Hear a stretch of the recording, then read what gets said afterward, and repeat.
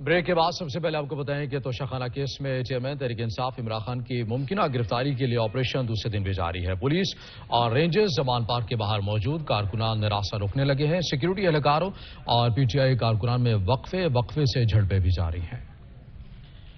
عملداری commission security اہلکار عدالتی احکامات پر عمل درآمد کے لیے کوشاں۔ تحریک انصاف کے کارکن قانون شکنی پر بضد مسلسل عدم پیش پتھروں اور ڈنڈوں کی باریں۔ قانون شکنوں نے پتھراؤ اور تشدد سے فرائض کی ادائیگی پر مامور ڈی آئی جی سمیت درجنوں چیئرمین عمران خان کی گرفتاری کے معاملے پر زمان پارک کے باہر پی ٹی آئی کارکنان اور سیکیورٹی اہلکار آمنے سامنے۔ 3 اضلاع کی پولیس آپریشن میں حصہ لے رہی ہے۔ رینجرز کے دستے بھی مال روڈ پر موجود ہیں۔ پولیس کے تازہ دم دستے اور پی ٹی آئی کارکن صبح سویرے ہی پھر آمنے سامنے آ گئے۔ تحریک انصاف کے کارکنان کا پتھراؤ بڑھا تو پولیس نے اشتعال انگیزی کو روکنے اور مظاہرین کو منتشر کرنے کے لیے آنسو گیس کی شیلنگ کا استعمال کیا۔ مال روڈ، دھرمپورہ اور زمان پارک پوری رات میدان جنگ بنا رہا۔ مشتعل مظاہرین نے پولیس کی واٹر کینن جلا دی، پولیس کی گاڑی کو نقصان پہنچایا، ٹریفک وارڈنز کی موٹر سائیکلیں جلا دی۔ ریسکیو 1122 کا فائر ٹینڈر آگ بجھانے پہنچا تو کارکنان نے اسے بھی آگ لگا دی۔ پی ٹی آئی کارکنان نے مال روڈ پر بھی توڑ پھوڑ کی، فینسی لائٹس توڑ دی،